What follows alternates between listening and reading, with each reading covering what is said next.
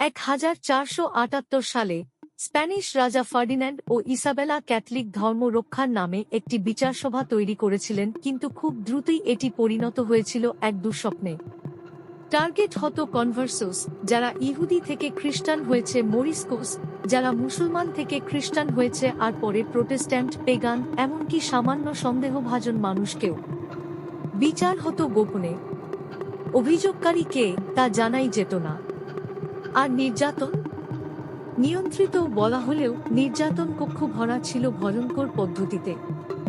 চাবুক মারা, গরম লোহা দিয়ে দাগা দেওয়া, ত্বক ছিঁড়ে ফেলা, এমন শাস্তি যা শরীরের আগেই মনকে ভেঙে দিত।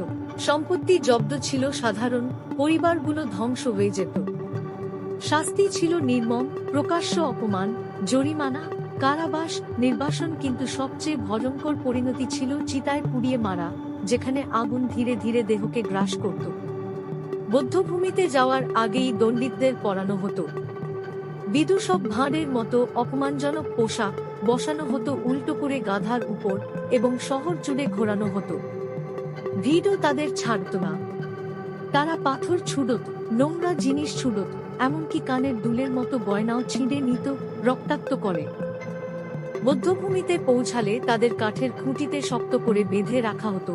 চারপাশে থাকত শুষ্ক কাঠ আর লক, তারপর নিচ থেকে আগুন ধরানো হতো, আর হাজারো মানুষ দেখত সেই ধীরে ধীরে পুড়ে যাওয়া মৃত্যু।